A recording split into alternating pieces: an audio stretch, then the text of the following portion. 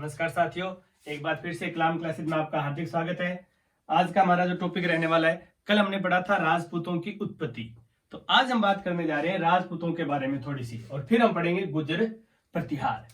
तो राजपूत काल की बात करते हैं तो राजपूत काल जिसे बोला जाता है 7वीं से 12वीं शताब्दी, 7वीं से 12वीं शताब्दी का जो काल है वो कहलाता है राजपूत काल। इस राजपूत काल को ही ईश्वरी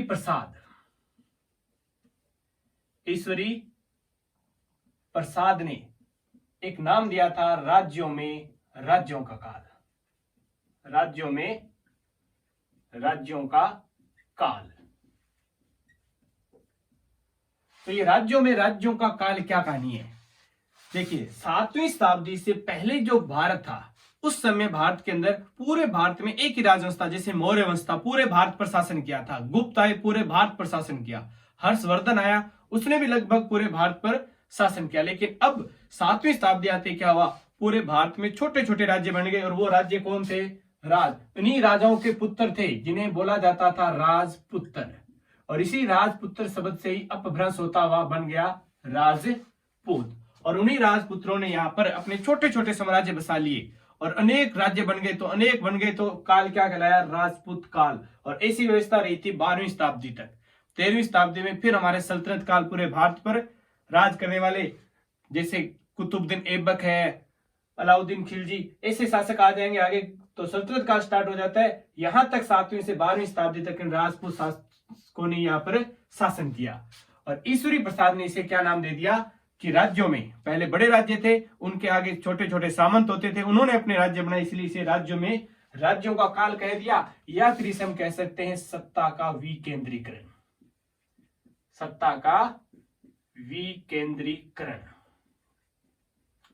केंद्रीकरण में क्या होता है? सत्ता एक व्यक्ति के पास जाती है। यहां पर एक के नहीं, छोटे छोटे राज्यों के पास सत्ता चली गई थी। सत्ता का विकेंद्रीकरण हुआ था यहां पर। और यहीं पर इसी समय पृथ्वीराज रासो, कुमारपाल चरित, इनके अंदर राजपूतों की कुल 36 शाखाओं का उल्लेख किया गया है। तो ये इतनी कहानी थी राजपूतों की। इन्हीं राजपूतों के अंदर हम अब पहला जो राजवंश आया था शक्तिशाली, वो आया था कौन है? प्रतिहार।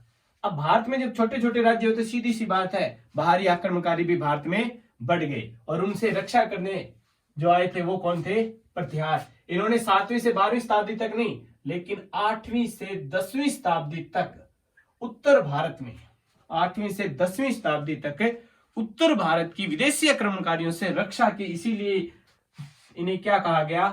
प्रतिहार। इसीलिए इन्हें क्या कहा गया था? प्रतिहार। और प्रतिहार गुर्जर प्रदेश के पास रहते थे, इस कारण ये क्या कहलाए? गुर्जर प्रतिहार। इनका काल टाइम पीरियड माना जाता है 8वीं से 10वीं शताब्दी। गुर्जर प्रतिहार जो थे, राजस्थान में इनका प्रारंभिक जो केंद्र था वो कौन सा था? मंडोर। गुर्जर प्रतिहारों का राजस्थान में प्रारंभिक केंद्र जो है वो कौन सा है? मंडोर। प्रतिहारों की प्रारंभिक शाखा मंडोर। यहीं से ये उज्जैन गए थे, यहीं से इनकी अलग अलग शाखाओं के ऊपर हम चर्चा करेंगे कि मंडोर शाखा थी, भीनमाल शाखा थी, कन्नौज शाखा थी, उज्जैन शाखा थी। तो सारी शाखाएं करेंगे। पहले हम यहां पर आज मंडोर शाखा पर तो चर्चा करेंगे। इसके साथ साथ अगर हम बात करें तो गुर्जर प्रतिहारों की, तो गुर्जर प्रतिहारों के बारे में सबसे पहले हमें बात पता चलता है पुलकेशिन द्वितीय का एक अभिलेख मिला है हमें, ऐहोल अभिलेख।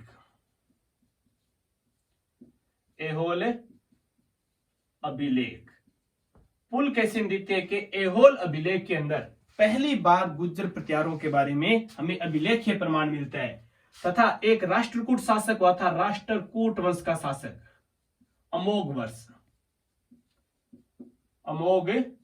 वर्ष। उसके समय का एक मिला में संजन ताम्रपत्र। इस संजन ताम्रपत्र के ऊपर यह लिखा हुआ है कि राष्ट्रकूटों का शासक जो संस्थापक था दंती दुर्ग। राष्ट्रकूटों का संस्थापक कौन था? दंती दुर्ग ने अपने साम्राज्य में उज्जैन जो नगर था, उस उज्जैन के सामंत बनाए थे। उज्जैन के सामंत किसको बनाया था? गुज्जर प्रतिहारों को। कि राष्ट्रकूट शासक अमोघ वर्ष के समय का एक हमें संजन ताम्रपत्र मिला है, और उस ताम्रपत्र के अंदर यह बात लिखी हुई है कि राष्ट्रकूट वंश का संस्थापक जो दंती दुर्ग है, उस दंती दुर्ग ने उज्जैन के अंदर गुज्जर प्रतिहारों को अपना क्या बनाया था? सामंत बनाया था। ये बात हमें यहां से मिलती है अमोघ वंश के। तो अभिलेख प्रमाण की बात करें तो ये दो जगह इनके बारे में अभिलेख प्रमाण मिलते हैं। एक तो ऐहोल अभिलेख में सबसे पहली बार वर्णन हुआ है, तथा संजन ताम्रपत्र में इनके बारे में कहा है कि राष्ट्रकूटों के सामंत रह चुके थे। इसके बाद अगर हम बात करें तो इनकी मंदिर निर्माण शैली, मंदिर निर्माण शैली जो थी मोस्ट इंपोर्टेंट है, बहुत बार आता है एग्जाम में क्वेश्चन। गुज्जर प्रतिहारों की मंदिर निर्माण शैली को एक नाम दिया गया था महामारू शैली, या इसे बोलते हैं हम गुज्जर प्रतिहार शैली। तो इनके मंदिर देखिए, गुज्जर प्रतिहारों को हम 3 भागों में बांटकर पढ़ने वाले हैं। पहला हमने पाठ कर लिया इनके बारे में सामान्य बातें, दूसरी हम एक बात करेंगे मंदिरों की, एक हम करेंगे उनकी उत्पत्ति के बारे में, अलग अलग किस किस ने मत दिए, फिर हम इनकी शाखा पढ़ेंगे, एक मंडोर शाखा को विस्तृत रूप से, और पूरा विस्तार से पढ़ेंगे हम इनकी भीनमाल शाखा। तो हमने 4 भागों में बांटेंगे, एक इनकी उत्पत्ति के मत, ये हम अलग से देखने वाले हैं, एक इनके मंदिर ये अलग से देखेंगे, एक इनकी मंडोर शाखा हम अलग से देखेंगे, और एक इनके बारे में सामान्य बात जो हुई थी। मंदिर की बात करें तो देखिए, मंदिर निर्माण शैली इनकी महामारू शैली या गुज्जर प्रतिहार शैली थी, जिसके राजस्थान में कुछ मंदिर मिले, जैसे ओसिया का महावीर स्वामी का मंदिर, ओसिया में महावीर स्वामी का मंदिर है। ओसिया के मंदिर गुज्जर प्रतिहार या महामारू शैली के मंदिर है। ओसिया का हरिहर मंदिर भी गुज्जर प्रतिहारों के समय ही बनाया गया था। काकिंद मेड़ता में नीलकंठेश्वर मंदिर, आभानेरी दौसा का आदि वराह मंदिर, अलवर के राजौरगढ़ में आदि वराह मंदिर, और अलवर के राजौरगढ़ का ही नीलकंठ महादेव मंदिर। ये मंदिर मोस्ट इंपोर्टेंट है, बहुत बार एग्जाम में पूछे जा चुके हैं कि निम्न में से कौन सा मंदिर गुज्जर प्रतिहार शैली में बना हुआ है या नहीं है। तो ये जो मैंने 5-6 मंदिर लिखे हैं, ये गुज्जर प्रतिहार शैली के। ओसिया का कोई भी मंदिर आए समझ लेना गुज्जर प्रतिहारों के काल में ही बना हुआ है। ओसिया का मंदिर आ जाए, ओसिया में काफी सारे मंदिर है, काकिन का नीलकंठेश्वर, आभानेरी दौसे का आदि वराह मंदिर, और ऐसे ही अलवर के राजौरगढ़ के आदि वराह और नीलकंठ महादेव मंदिर गुज्जर प्रतिहार शैली के। तो ये तो इनकी मंदिरों से संबंधित बात आ गई। सामान्य बातें हो रही थी हमारी 8वीं से 10वीं। प्रतिहार शब्द जो है, प्रतिहार शब्द के ऊपर बात करें तो प्रतिहार शब्द का अर्थ होता है द्वारपाल। प्रतिहार शब्द का अर्थ क्या होता है? द्वारपाल इन्हें कहा गया था क्योंकि इन्होंने मध्य 8वीं से 10वीं शताब्दी तक इधर से विदेशी आक्रमणकारियों को भारत आने से रोके रखा था, भारत की रक्षा की थी, इसीलिए ये क्या कहलाए? प्रतिहार कहलाए थे। और भगवान राम के द्वारपाल थे लक्ष्मण। कौन थे? लक्ष्मण। इसलिए इस समय को क्या कहते हैं? लक्ष्मण वंशीय। जब लक्ष्मण वंशीय कहलाए तो अपने आप ही क्या हो गए? ये रघुवंशी। क्या हुए? रघुवंशी, यानी कि सूर्य वंशी। तो गुज्जर प्रतिहार खुद को क्या कहते थे? कि द्वारपाल। प्रतिहार शब्द का अर्थ द्वारपाल, और द्वारपाल कौन थे? भगवान राम के द्वारपाल थे लक्ष्मण। इसलिए ये खुद को क्या कहते हैं कि हम क्या हैं? लक्ष्मण वंशी हैं, यानी कि हम क्या हैं? रघुवंशी, यानी कि सूर्य वंशी। ये बात ये खुद कहते थे। इसके अलावा बात करें हम मोहनोत नैनसी जो है वो अपनी रचना नैनसीरी ख्यात के अंदर गुज्जर प्रतिहारों की कुल 26 शाखाओं का उल्लेख होगा। कितनी शाखाओं का? 26 शाखाएं, जिसमें से हम पढ़ने वाले हैं कौन सी? अभी मंडोर, और एक हम दूसरी विस्तृत रूप से चर्चा करेंगे भीनमाल शाखा पर। देखिए गुज्जर प्रतिहारों की 26 शाखाओं का उल्लेख हो रहा है, जबकि राजपूतों की कितनी शाखाओं का उल्लेख किया था वहां पर? 36। पृथ्वीराज रासो में किया गया, वो पृथ्वीराज रासो कुमारपाल चरित के अंदर, नवशशांक चरित के अंदर, वहां पर वो रचनाओं में 36 शाखाओं की राजपूतों के उल्लेख है, जबकि मोहनोत नैनसी के अंदर गुज्जर प्रतिहारों की 26 शाखाओं का उल्लेख मिलता है। गुज्जर प्रत्यार खुद किसके सामंत थे? राष्ट्रकूटों के सामंत थे। ये बात हमें संजन ताम्रपत्र में। तो गुज्जर प्रत्यारों के सामंत कौन थे वो देखिए, चालुक्य, गुजरात के चालुक्य, मध्य प्रदेश के चंदेल, कलचुरी, परमार, चौहान और गहड़वाल, ये जो थे ये किसके सामंत थे? प्रतिहारों के सामंत रहे थे। अच्छे से याद कर लेना, 2-3 बार क्वेश्चन आ चुका है। चाहे चालुक्य, चाहे चंदेल, चाहे चौहान, चाहे चालुक्य, चाहे चंदेल, चाहे चौहान, ये 3 चाहे थे। एक कलचुरी, एक परमार और एक गहड़वाल, ये 6 राजवंश जो थे ये गुज्जर प्रतिहारों के सामंत रह चुके थे। तो ये होती इनकी सामान्य बातें। सामान्य बात होगी, मंदिर हो गए। अब हम बात करते हैं इनकी उत्पत्ति के संदर्भ में, और फिर हम पढ़ेंगे इनकी एक शाखा। और वो शाखा कौन सी करेंगे हमें? मंडोर। गुज्जर प्रतिहारों के हमें मंडोर शाखा के ऊपर विस्तृत अध्ययन करने वाले हैं। और उसके बाद हम करेंगे भीनमाल शाखा पर। तो अब गुज्जर प्रतिहारों की उत्पत्ति देखिए, कल हमने पढ़ा था राजपूतों की उत्पत्ति, आज हम कर रहे हैं गुज्जर प्रतिहारों की उत्पत्ति। तो गुज्जर प्रतिहारों की उत्पत्ति के बारे में भी अलग अलग विद्वानों के अपने अलग अलग मत है। मैंने ये कल भी कहा था कि गुज्जर प्रतिहारों की उत्पत्ति के अलग मत होंगे, राजपूतों के अलग होंगे, चौहानों के अलग होंगे, मेवाड़ के गोहिल वंश के अलग होंगे। कर्नल टोड कभी नहीं बदलने वाला। ये तो हमेशा कहेगा कि ये विदेशी थे। और इसने क्या कहा था कि राजपूत क्या थे? विदेशी, शक, हुण, कुषाण और सीथियन, इनकी संतान। और इसने कह दिया यहां पर गुज्जर प्रतिहारों कि इन चारों से मिलकर जो 5वीं जाति बनी थी, इन चारों से मिलकर जो 5वीं जाति बनी थी वो थे गुज्जर प्रतिहार। कि शक, कुषाण, हुण और सीथियन से मिलकर 5वीं जाति के रूप में जिस जाति का विकास हुआ वो कौन से थे? गुज्जर प्रतिहार थे। जबकि पृथ्वीराज रासो इन्हें क्या कहता है? अग्निवंशीय। पृथ्वीराज रासो में अग्निवंशीय यानी कि अग्निकुंड से उत्पत्ति, और अग्निकुंड उत्पत्ति का सिद्धांत हमने राजपूतों में पढ़ा था कि गुरु वशिष्ठ ने आबू पर्वत पर एक यज्ञ किया और उससे 2 चय और 2 पै निकले थे। चय चौहान, चय चालुक्य, पै परमार और पै प्रतिहार। KUR कनेडी, कनेडी कहता है कि ये ईरानी मूल के थे, क्योंकि ईरानी मूल के जो शासक थे, ईरान में किसकी उपासना होती थी? सूर्य की उपासना की जाती थी ईरान में। तो ईरान में सूर्य की उपासना होती थी। ऐसी उपासना कहां पर हो रही है? यहां पर गुज्जर प्रतिहार भी सूर्य के उपासक थे। इसीलिए कनेडी कहता है कि ये ईरानी मूल के हैं, क्योंकि वहां पर भी सूर्य की उपासना होती है और हमारे यहां पर भी सूर्य की उपासना होती है। इसीलिए इन्हें क्या कहा था? ईरानी मूल का कहा था। KUR कनेडी जो है वो। गौरी शंकर ओझा कभी नहीं बदलने वाला। ओझा हमेशा क्या कहेगा? चाहे वो राजपूत हो, चाहे वो चौहान हो, चाहे वो गुज्जर प्रतिहार, ओझा का एक ही मत रहेगा। और वो कहेगा ये क्या है? क्षत्रिय, और इसका साथ देगा हमेशा CV वैद्य। गौरी शंकर ओझा और CV वैद्य क्या कह रहे हैं कि गुज्जर प्रतिहार भी क्या है? क्षत्रिय है। जबकि भंडारकर ने अपना मत बदल दिया। भंडारकर ने मत नहीं बदला। भंडारकर क्या कहता है? ये गुज्जर की संतान थे। और गुज्जर को भंडारकर क्या मानता है? गुज्जर को विदेशी मानता है। गुज्जर को क्या मानता है भंडारकर? विदेशी। तो भंडारकर कहता है ये विदेशियों की संतान है।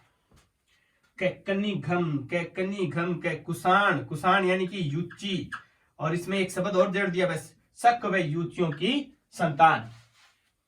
राजपूतों के बारे में कनिघम ने कहा था कुषाणों की संतान यानी कि युचियों की, और यहां पर कुषाणों के साथ एक शब्द और जोड़ दिया, शक और कुषाण। कुषाण बोल दीजिए, युची एक ही बात है। मोस्ट इंपॉर्टेंट होने वाला है और कई बार आ चुका है।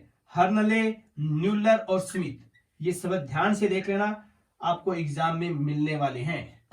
मोस्ट इंपॉर्टेंट है ये EORO के एग्जाम में विशेष रूप से। इसके अलावा रीट में भी, CT में भी। तो हर्नले, न्यूलर और स्मिथ जो है ये गुज्जर प्रतिहारों को कह रहे हैं हुणों की संतान। किसकी संतान बताया था? हुणों की। और फिर मोस्ट इंपॉर्टेंट आता है मजूमदार और ग्वालियर प्रशस्ति जो मिहिर भोज के समय हम पढ़ेंगे भीनमाल में। वो क्या कहते हैं? गुज्जर प्रतिहारों को कौन से वंश का? लक्ष्मण वंशीय बताते हैं। और यही लक्ष्मण वंशीय खुद प्रतिहार भी क्या कह रहे हैं कि हम लक्ष्मण वंशीय। और यही बात किसने कह दी? मजूमदार और ग्वालियर प्रशस्ति तो इन्हीं ने लिखी थी प्रतिहारों ने। तो ग्वालियर प्रशस्ति के आधार पर ही मजूमदार क्या कहते हैं कि प्रतिहार जो थे वो क्या थे? लक्ष्मण वंशी थे। प्रतिहारों को क्या बताया है? लक्ष्मण वंशी बताया है। तो ये थे इनकी उत्पत्ति के बारे में मत जो थे। अलग अलग विद्वानों ने अपने अलग अलग मत दिए थे। एक हमने पढ़ लिए इनके मंदिर, एक आगे इनकी उत्पत्ति के मत, एक इनके सामंत, 6 राज्यों से इनके सामंत थे। गुर्जर प्रतिहार खुद किसके सामंत थे? राष्ट्रकूट शासक दंती दुर्ग के, जिसका प्रमाण हमें मिला था अमोघ वर्ष के संजन ताम्र पत्र में। और गुर्जर प्रतिहारों का पहला अभिलेख प्रमाण था पुलकेशिन द्वितीय का ऐहोल अभिलेख। अब हम बात करते हैं मंडोर शाखा की इनकी, और ये इंपॉर्टेंट शाखा है मंडोर। मंडोर के हमें ज्यादा नहीं 3-4 राजा हमें चर्चा करने। देखिए मंडोर शाखा का संस्थापक था हरिश्चंद्र।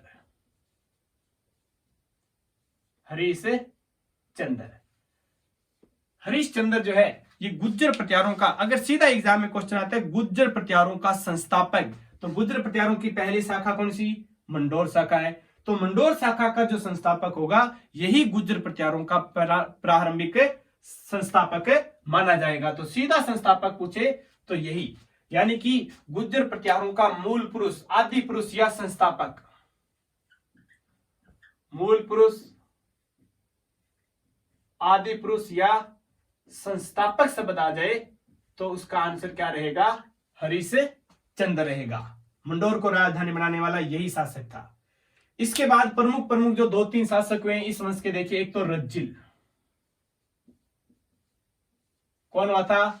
रज्जिल हुआ था। रज्जिल के बाद अगर हम बात करें तो यहां पर हुआ था नरभट्ट। देखिए मंडोर यहां पर पड़ता है जोधपुर में, इस स्थान पर पड़ता है मंडोर यहां पर था। नरभट्ट जो शासक था, ये पहला शासक था जिसने इधर वाला क्षेत्र जीता था, ये वाला जैसलमेर वाला, यानी कि नरभट्ट ने जैसलमेर को जीता था। जैसलमेर को जीतकर साम्राज्य का विस्तार करने वाला जो शासक आया था यहां पर, वो पहला शासक कौन आया था? नरभट्ट आया था। नरभट्ट के बाद अगर हम बात करें तो सिल्लुक, नरभट्ट ने जैसलमेर साइड जीती थी। और नरभट्ट के बारे में एक बात और इंपॉर्टेंट है, नरभट्ट के समय ही शासक आया था यहां पर हवेन सांग ने यात्रा की थी, और हवेन सांग ने नरभट्ट को एक नाम दिया था पेला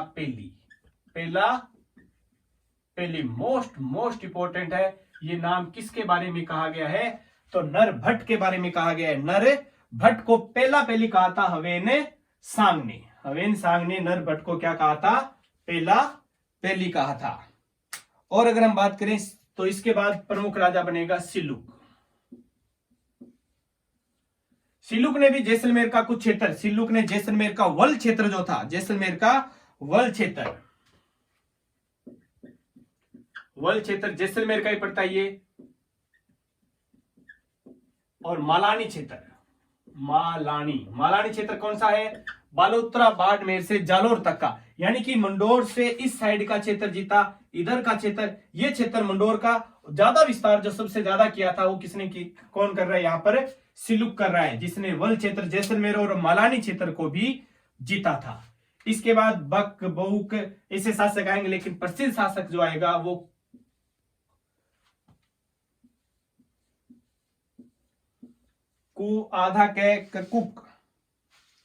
कुकुक नामक जो शासक है, ये यहाँ का प्रसिद्ध शासक है। ये क्यों इंपॉर्टेंट है? क्योंकि इसने बनाया था मोस्ट इंपॉर्टेंट है मंडोर में विजय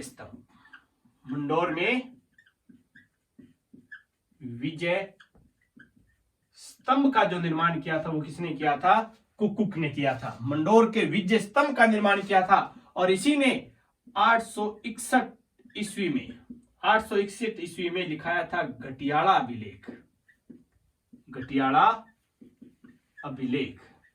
और घटियाला अभिलेख जो है, इसमें प्रतिहारों की प्रारंभिक वंशावली, यानी कि मंडोर शाखा के बारे में जितनी भी बातें मिल रही है हमें 861 ईसा पूर्व के, ये 861 ईस्वी के घटियाला अभिलेख में, इसी अभिलेख में कहा गया है कि मंडोर शाखा का संस्थापक कौन था? हरिश्चंद्र था। इसके 2 पत्नियां थी, एक ब्राह्मण और एक राजपूत। ऐसी बात कही गई है घटियाला अभिलेख के अंदर। तो देखिए राजाओं के बारे में बहुत ज्यादा विस्तृत अध्ययन करते हुए जो मंडोर शाखा के प्रमुख शासक देखिए, हरिश्चंद्र, रज्जिल, नरभट्ट को क्या कहा गया है? पहली, सिलुक ने वल जैसलमेर मालानी क्षेत्र जीता और कुक इस वंश का अंतिम शासक था जिसने मंडोर के अंदर विजय स्तंभ का निर्माण करवाया और 861 ईस्वी के घटियाला विलेख को लिखवाया था। तो देखिए ये बातें थी प्रत्यारों में। इसके बाद हमारी जो प्रमुख दूसरी शाखा आएगी वो आएगी भीनमाल शाखा। भीनमाल कहां पर पड़ता है? जालोर में। और उस शाखा का संस्थापक था नागभट्ट प्रथम। नागभट्ट प्रथम। तो ये शाखा हम कल करने वाले हैं, भीनमाल शाखा।